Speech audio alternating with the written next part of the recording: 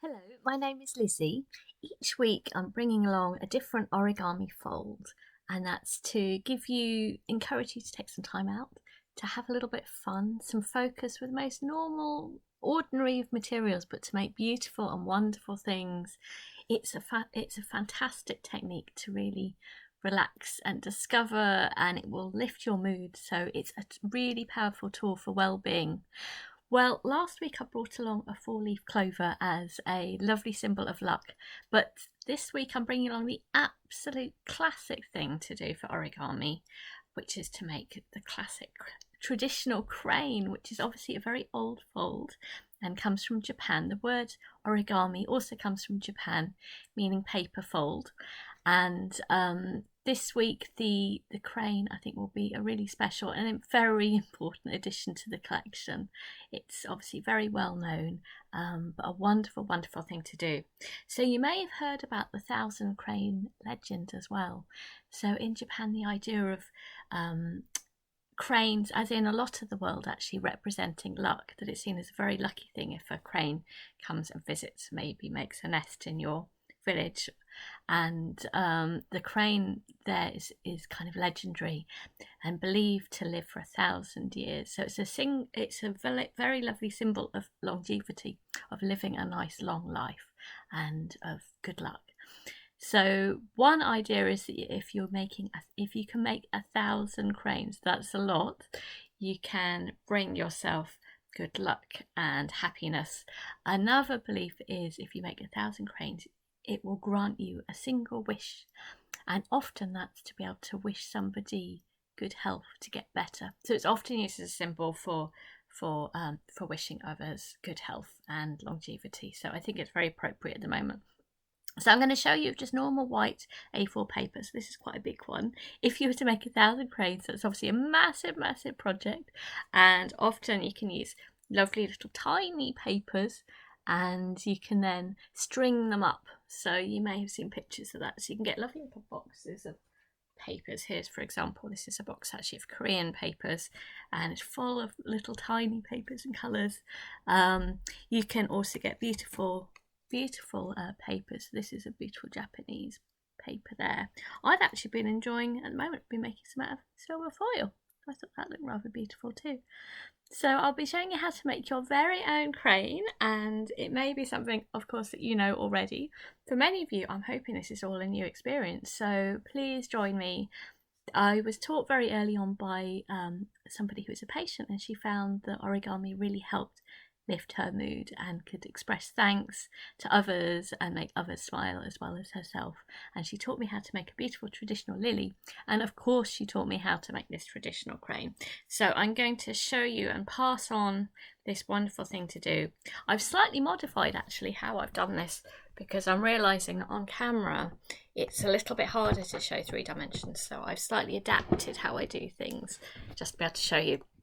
So if you grab yourself a piece of paper, something to press on, I'm grabbing my board. As usual, I sort of invite you into where I live to enjoy a little bit of colour, and as you can see, I surround myself by colour, and to grab some paper and fold with me. So you don't need origami paper. If you have origami paper, use it, but if you don't, I can show you how to fold from any piece of paper. So this, in this case, it's an A4 piece of paper, but letter or whatever you have, newspaper, magazine, anything you've got around will work. So I'm going to show you first of all how to make a square, and then we'll get folding the crane. I hope you're going to enjoy this symbol, definitely of good luck. It's this sort of new season and a little bit of an unknown for us all. So, okay, so if you take your corner and fold it over, bring it over, we're lining it up. I still feel as if I'm just getting back to it all because I took a break for a couple of weeks. I have to say, for taking a break, which we should all be doing, even though it's harder when you're at home, it really helps bring back your energy. Just gets things in perspective more. So we're going to remove this rectangle. So to do that, I turn it over and bring it back. And with origami, take your time, go nice and slowly, and be really exact and careful, and a good strong fold. The great thing is with paper, you can always refold if it's not in the right position. So please do not fear it either. So we've done a nice strong fold there, so it means I can just simply tear that off. So you're going to start with a square folded in half. Now if you've got origami paper, often has the colour just on one side. So if you've got your origami paper, fold it in half to the corners, but with a colour on the inside, so it will appear white for a little bit. That's correct. Okay. So for everybody else who's folded it from A4 paper or whatever paper you've got, open it up, and we're going to do the other diagonal on the same side. That's great. So yeah, as I said, I've ended up doing this a little bit differently to be able to show you clearly on film. Hopefully clearly on film. There we go. So we've done both diagonals, and what I want you to do now is to turn it to the other side. Like so. It looks like a lovely tent, doesn't it? And we're going to do a horizontal and a vertical. There we go. So if you had coloured paper, it was coloured just on one side, your colour now would be appearing. There we go. I've tended mostly to learn from just my own papers, so I can be slightly make my head spin to think which colour side is which. But I'm keeping this very simple with white, and I think hopefully it shows up well on the camera. That's it. So you've done your diagonals, you've done your horizontal verticals on another side. So it should mean if you should be able to just push all the bits together, and it makes a nice little square. So it was like that, and just push it all together. It should come quite naturally. It's already a lovely shape, isn't it? And then flatten it down, so it should be equal on both sides. There we go. So you could make tiny cranes. That's just something which people love doing, making really little ones. You could make a huge one. That would be very cool. Or an in-between one, whichever you enjoy. So our next step is where there's a side which is all loose and one side where it's gathered at the end. So from the loose end, I want you to take a side and fold it along that middle line. Lie it down there. So can you see, this is the loose end, and I've folded that to the middle line from the bottom there. And I'm going to do the same on the other side too, so that they meet. Again, you'll probably find it easier to have it down on the surface. When you're using very little papers, actually, it sits very comfortably in your hands, so it becomes easier. I'm afraid I'm going to have to lie that down, because I find it, when it's big, I need to be able to get it nice and exact. So it should look something like that. So if we turn it over to the back, and we're going to do the same thing. Again, this side which has got the loose ends, we're going to fold it into the middle. And each week I'm also doing a live fold on a Wednesday at 2 o'clock UK time, and to encourage people to come together in a moment of folding to bring a moment of peace together, of well-being, of feeling connected, of finding a really simple joy in this. A bit of excitement, actually. It's not just peaceful, it's a little bit exciting too. Bit of a challenge, but it's all very good for focusing the mind and thinking about other things. And I think that the other lovely thing with origami is it's all about symbolism too. So this top triangle, if you fold that over, we're just giving it a nice line. Looks like a nice shape now.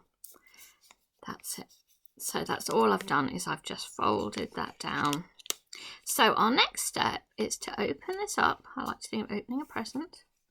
Why not? And maybe hold on to your triangle there.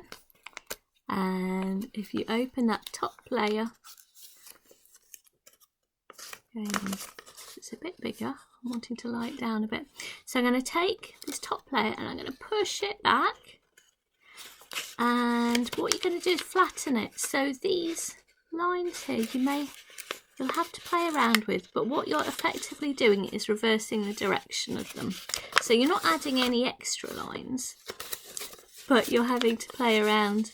This side will be really easy. This side you'll find you'll just have to get your fingers in And what you're trying to do is reverse the direction of that fold. So it will end up lying down like this. Do you see? So it's all flattened. That's what you're aiming for. And you're going to do the same thing on the other side. That's it.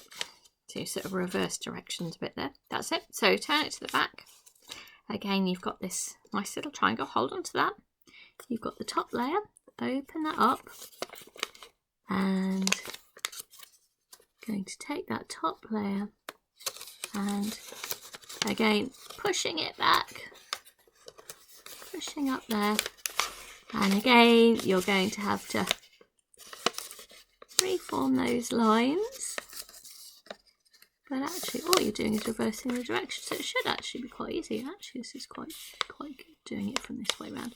Just think about all you're trying to do is reverse that line. You're not adding anything new, but you're helping it flatten down like that. And as I said, if you're doing very tiny ones, if you're making 1,000 cranes, you can get some beautiful little tiny papers, and you'll find after a while it sits very comfortably in your hand. And of course, all of this becomes more and more automatic. It becomes easier. So there we go. So you've got hopefully something that looks like this. Now you've got one end here, which is going to be the wings clearly. And the bottom here, it's got two little leggy bits. One of these will become head and neck, and yeah, one will become the head, and the other will be the tail. So make sure you've got the end which has got these little leggy bits. And what we're going to do is just going to sort of tighten it up. So we're going to take the bottom and this leggy end, and we're going to fold it. We're going to take that top layer, so just one layer, and folding it in a straight line in the middle. Again, I'm feeling like I want to use a surface, finding it a little bit harder in the air. But can you see what I mean? So it's flat there, and it's just this top surface, and I am lining it nice and carefully there, like so. And it's, if you've made the flapping bird with me, this is quite similar, but at this point it's a little bit different, so it's tightening it up. And of course this would have come first. So I'm afraid I'm going to do this lying down because it's for the paper, not for me, because it's a little bit easier, because it's a bit bigger. And again, I would recommend that you do that, because you can just be that little bit more exact, unless it's tiny. But by the point, if you do make tiny cranes, you'll have got very good at this already. There we go. I was reading about the Japanese Space Agency. We're using 1,000 crane as a good challenge to check on candidates whether they would be good at being persistent, I guess, and exact, and finding some kind of system maybe for doing 1,000. I don't know whether it's how quickly we're doing it, but again, this leggy end, we're going to tighten it up. Yeah, I've not made 1,000 cranes. The only thing with 1,000 cranes is it obviously takes up a lot of space, which is why making them tiny is a good idea. And they'd be strung up, so you can put a little thread. I'll show you at the end how you could do that. So you thread them up and you have them as a nice hanging, but it takes up a lot of space. A Japanese friend explained how if someone gave them to you, it's a lovely, lovely thing, but of course you have to keep it, and it takes up a lot of space. It can get very dusty. It's not something you can ever really get rid of if someone's done all of that effort for you. So hopefully it's looking like this. So these will be the wings here, and one of these will become head and one will be tail. So to make the head and tail, we're going to have to reverse the direction. So as it is now, I'm going to turn it sideways, and I'm going to open up the side, and I'm going to pull this up here. And can you see? So I pulled it up as far as I could do, and obviously being careful as well. And then what I want to do is fold it in on itself. So I've brought it up, and then I'm folding it in on itself. So actually it's the lines that are already there, but it's flattening it. Gosh, it's so three-dimensional. Sometimes wonder, I hope you're getting this. There we go.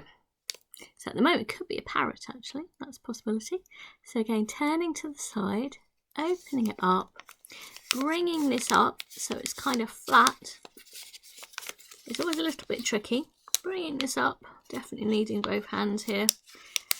Bringing it up and then folding in on itself, which is again flattening it, tightening it up. As you can see, we're almost there now.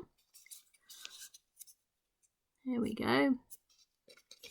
Can you see? Now, I often find that one end looks as though it's becoming a head, and one end looks more obviously a tail. This end to me is obviously looking like a head, so I can bring the camera up a bit more now. So this looks to me like a head. So for the heads, you know, it varies. I think that's what's lovely about something like the birds, the animals. There's a lot of variation, as there are with all life, isn't there? That variation. So the way that you do it will be different from me. But for the head, all I'm going to do is bring it down and then kind of squeeze in on itself a little bit. How do I explain that? God. It's so difficult because it's all so visual, but I'm slightly squeezing it from the side. But, you know, the position, how you do it, as I said, it will vary from person to person, how you want to do it. There we go. And it's up to you what angle you have your head there or your tail.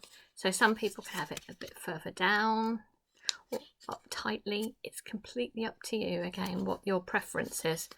I think I'm going to keep mine like that for now. So I'm going to also open up the wings. So I rather love this bit because it sort of inflates. So we've got this wing. So if you bring your wing down, and again bringing the wing down on the other side, and then if you very carefully pull it out, can you see it? It's expanding the body. Okay, go carefully, but can you see the body expanded? There we go. And that is your crane. I hope it's worked.